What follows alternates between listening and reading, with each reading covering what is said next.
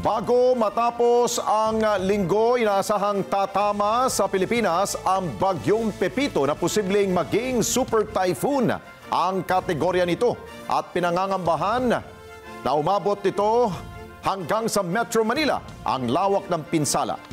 At pinag-iingat naman po ni Pangulong Bongbong Marcos ang mga residente sa mga storm surge o daluyong na dulot po ng bagyo. Kaya naman inatasan niya ang lahat ng ahensya ng gobyerno na gawin ang lahat upang mailikas patungo sa ligtas na lugar ang mga maapektuhan. Aminado naman ang Pangulo na kaunti na lamang ang oras ng paghahanda para sa bagyong Pepito at kailangan bilisan na ang pagkilos ng lahat para maiwasan ang matinding epekto ng bagyong Pepito. Karagdagang report mula kay Eden Santos. Pinag-iingat ang mga residente sa storm surge na maaaring maging sanhi ng bagyong Pepito. Sa situation briefing na pinungunahan ni Pangulong Ferdinand Marcos Jr. sa tanggapan ng National Disaster Risk Reduction and Management Council o NDRRMC, ay inatasan ng Pangulo ang mga ahensya ng gobyerno na gawin ang lahat upang mailikas ang mga residente sa ligtas na lugar. Anya, matuto na tayo sa Super Typhoon Yolanda. Ang aking nakita na medyo bago at naiba doon sa mga nakaraan ng bagyo, yung storm surge. Kung naalala ninyo, ito ang napakadelikado dahil noon, nung nagka-storm surge tayo, lalong-lalo na ng Yolanda, ay hindi natin alam kung ano yung storm surge. Ngayon, alam na natin. So, lessons learned from the previous typhoons where we have had storm surges, it seems to be a significant one because if you're talking about 3 meters, that's almost 1 floor.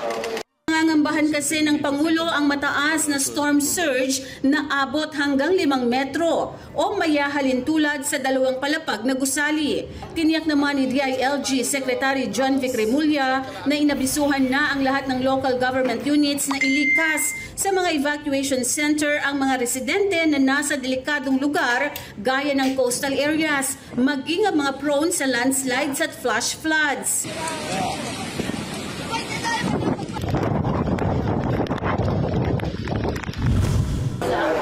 Storm surge sa mean high, sabihin sa high tide, I expected about 3 meters.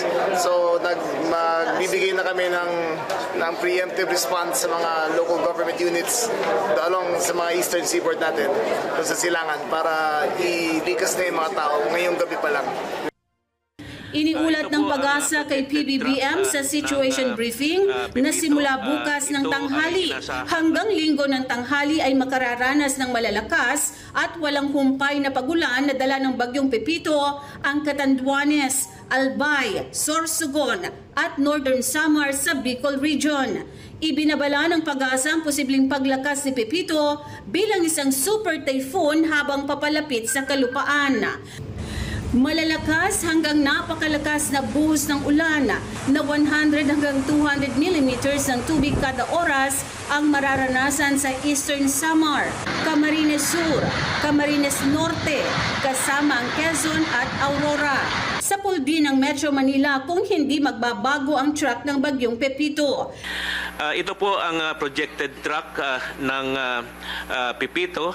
Ito ay inasahan na mag-intensify pa habang ito ay papalapit sa ating kalupaan at maaring abot ng super typhoon before maglandfall over Catanduanes bukas ng gabi or Sunday early morning. Ang sentro nito will traverse parts of Bicol Region, Quezon and Central Luzon, then exit the landmass via Pangasinan on Sunday evening. And then it will exit the Philippine Area of Responsibility by Monday. Idiniin ng Pangulo na kaunti na lang ang oras ng paghahanda sa bagyong Pepito. We are already in bad shape. Wala namang nakikitang panibagong LPA o low pressure area ang Pag-asa sa susunod na 2 linggo pagkatapos ni Pepito. Eden Santos para sa Mata ng Agila. Matatag, matapang, matapat. Okay, Maraming salamat sa inyo pong pagsubaybay sa Mata ng Agila Primetime. Para malaman ang matatag, matapang at matapat na mga balita, i-follow lamang at mag-subscribe sa AtNet25 TV.